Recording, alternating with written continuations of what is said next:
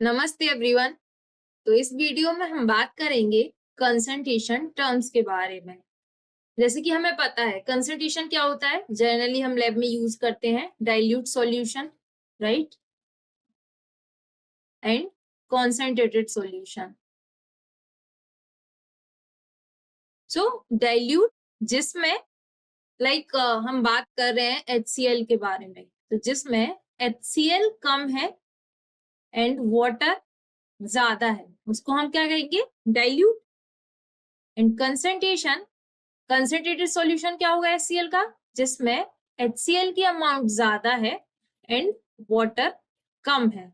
Let suppose हम कह सकते हैं HCl 20% है एंड वाटर रिमेनिंग 80% है, तो उसको हम कहेंगे dilute HCl solution.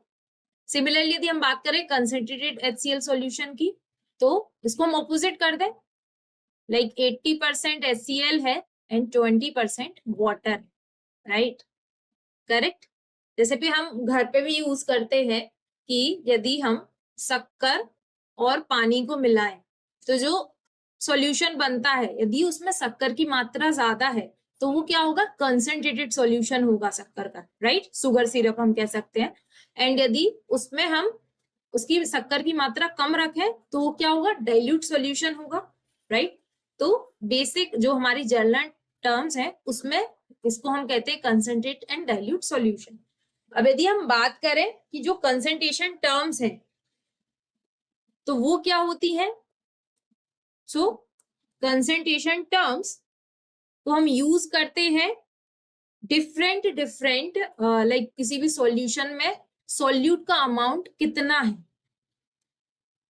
Solute and solution. So solution solute and solvent better होगा, सॉल्यूट प्लस सॉल्वेंट, एंड इन दोनों से मिलकर बनता है सॉल्यूशन, राइट। सपोज जैसे कि हमने बात की शक्कर और पानी के बारे में, तो यहाँ पर जो शक्कर है वो क्या होगी, सॉल्यूट, एंड सॉल्वेंट हो गया वाटर, राइट। सॉल्वेंट क्या होता है, जो ज्यादा अमाउंट में हो, एंड सॉल्यूट क्या होता है जो कम अमाउंट में हो, उसको हम सॉल्यूट कहेंगे। एंड दोनों को मिक्स करेंगे तो हमें सॉल्यूशन मिलेगा।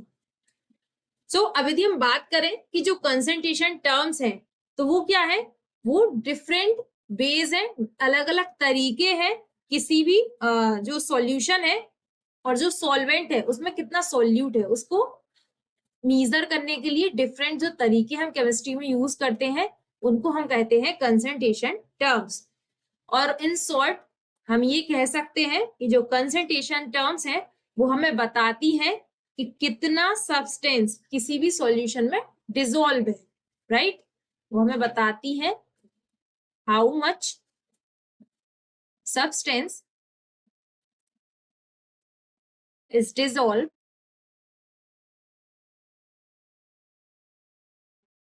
इन अ सॉल्यूशन। सो किसी भी सॉल्यूशन में कितना सब्सटेंस डिसॉल्व है वो हमें बताती है कंसंट्रेशन टर्म्स। अभी हम बात करें कि क्या होती है डिफरेंट कंसंट्रेशन टर्म्स क्या होती है। सो जो हम डिफरेंट कंसंट्रेशन टर्म्स यूज करते हैं वो है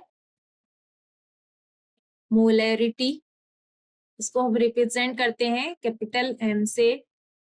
देन मोलैलिटी, इसको हम रिप्रेजेंट करते हैं स्मॉल m से। नॉर्मेलिटी,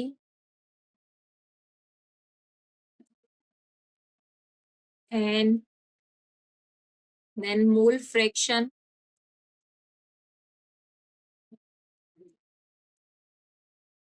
इसको हम रिप्रेजेंट करते हैं जाई से।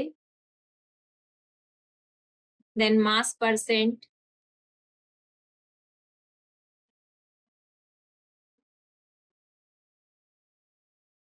मास परसेंट, देन वॉल्यूम परसेंट,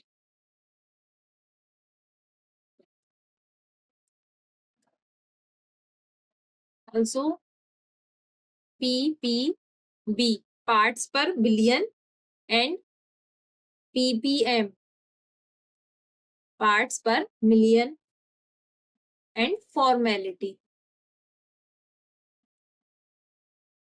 इसको रिप्रेजेंट करते हैं एफ से। तो ये डिफरेंट टाइप्स की कंसंट्रेशन टर्म्स हैं, इनको अलग अलग यूज करते हैं एंड इनको हम one by one each video में कवर करेंगे। ओके, अभी हम बात करेंगे कि कंसंट्रेशन टर्म्स इंपॉर्टेंट क्यों है, राइट? लाइक हम पढ़ेंगे बट इनका इंपॉर्टेंस क्या है, क्यों पढ़ना है भाई हमें? तो फर्स्ट जो है वो है कि अंडरस्टैंडिंग सॉल्यूशंस, लाइक डिफरेंट जो हम सॉल्यूशन प्रिपेयर करते हैं उनको समझने के लिए।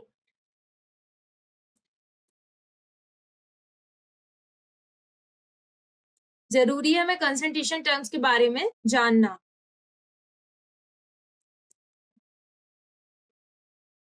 क्योंकि देखो जब भी कोई भी रिएक्शन होती है किसी भी सॉल्यूशन में, तो यदि हमें उसके कंसंट्रेशन टर्म के बारे में पता है तो हम रिएक्शन को कंट्रोल कर सकते हैं। ये उस तरीके से लाइक हम जैसे घर पे कुकिंग कर रहे हैं, राइट? और सपोज हम चाय बना रहे हैं, तो हमें पता होना चाहिए कि हमें कितना उसमें पानी ऐड करना है, कितना दूध ऐड करना है, कितनी पत्ती ऐड करनी है, राइट? हमें पता है, पता चले हमने पत्ती ज्यादा डाल दी तो चाय क्या हो जाएगी, कड़वी हो जाएगी ना। तो इसी तरीके से कोई भी सॉल्यूशन है तो हमें उसकी कंसंट्रेशन टर्म के बारे में पता होना चाहिए, उसकी लाइक उसमें कितना सॉल्यूट है, कितना सॉल्वेंट है, तो वो हमें केमिकल रिएक्शन को समझने में हेल्प करता है। देन सेकेंड पॉइंट है accuracy in experiment, accuracy in experiments, right? जैसे कि हमें पता है यदि खाने में नमक ज्यादा हो गया तो गड़बड़ हो जाएगा, कोई भी खाना नहीं खाएगा। उसी प्रकार से यदि लाइक हमें कंसंट्रेशन टर्म, जैसे हम टाइट्रेशन वगैरह करते हैं, तो हमें यदि पता है कि जो टाइट्रेंट है उसकी क्या कंसंट्रेशन है और जिसका हम टाइट्रेशन कर रहे हैं, जो भी हमारा अननोन सॉल्यूशन है, हमें उसकी कंसंट्रेशन निकालनी होती है, तो उसके पहले जो हम ब्यूरेट में सॉल्यूशन लेते हैं उसकी हमें कंसंट्रेशन पता होनी चाहिए, तो हम इजीली कैलकुलेट कर सकते हैं। ओके, तो इसीलिए जो एनालिटिकल केमिस्ट्री है उसमें कंसंट्रेशन टर्म्स काफी ज्यादा इंपॉर्टेंट है। Then third, comparison.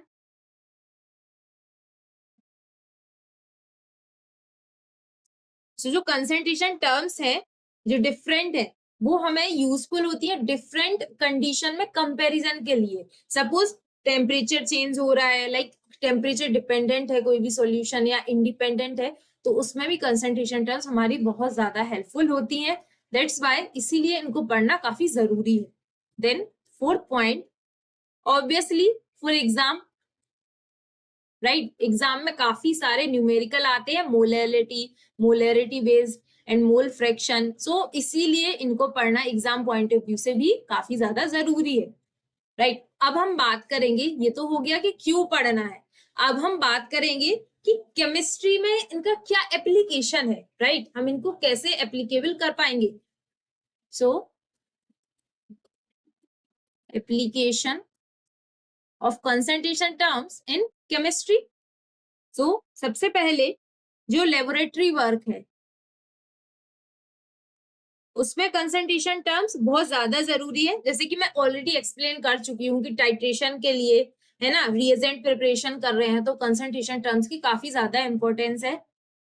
Then pharmaceutical, जो फार्मास्यूटिकल में जो हम ड्रग्स जो कि हम यूज करते हैं डेली लाइफ में भी, जैसे पैरासीटामोल है और भी जो अदर मेडिकेशन है, जो भी ड्रग्स हम यूज करते हैं, तो उनमें एक प्रॉपर लाइक हर एक जो भी, जैसे देखो वो सिंपल ड्रग तो है नहीं, वो मिक्सचर भी होते हैं काफी सारे, तो उनमें जो एक प्रॉपर ड्रग होता है उसकी कितनी अमाउंट होनी चाहिए, कितनी अमाउंट ह्यूमन बॉडी को एक टाइम पर जरूरत होती है, तो वो सारी चीजें कंसंट्रेशन टर्म से आइडेंटिफाई की जाती हैं।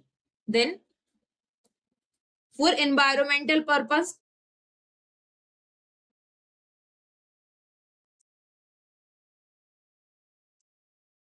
अब आप पूछोगे इन्वायरमेंट में कैसे, तो यदि हम बात करते हैं जैसे कि pollution, air pollution, right, water pollution, so इनको मेजर करते हैं in terms of PPM parts per million और ppb parts per billion. So इसीलिए इनका इंपॉर्टेंस। देन हम बात करें बायोकेमिस्ट्री में एंड इंडस्ट्रियल केमिस्ट्री में। बायोकेमिस्ट्री में कैसे? सो जो हमारी ब्लड है, लाइक जो बायोमोलिक्यूल्स हैं ब्लड में, सेल्स में, उनके लिए भी डेफिनेटली यही कंसंट्रेशन टर्म्स यूज होती हैं, माइक्रो लेवल पर यूज होती हैं, बट यूज यही होती हैं। एंड हम बात करें इंडस्ट्रियल, सो डेफिनेटली जो भी फर्टिलाइजर्स होते हैं, प्लांट्स होते हैं, राइट, और जो भी केमिकल प्रोसेसेस होती हैं, तो उन सब में भी जो कंसंट्रेशन टर्म्स है काफी ज्यादा इंपॉर्टेंस है। सो इन दिस वीडियो हमने डिस्कस किया कि कंसंट्रेशन क्या होती है, राइट, कंसंट्रेशन टर्म्स क्या होती है, क्या different types of concentration terms है, उनका इंपॉर्टेंस क्या है, एंड उनके एप्लीकेशंस क्या है। आई होप आपको समझ में आया होगा। अब हम 1 by 1 सारी जो कंसंट्रेशन टर्म्स है उनको डिटेल में डिस्कस करेंगे एंड उनके न्यूमेरिकल्स भी डिस्कस करेंगे। So if you like the video, please hit a thumbs up, press the bell icon and subscribe my channel for more videos like this. Thank you.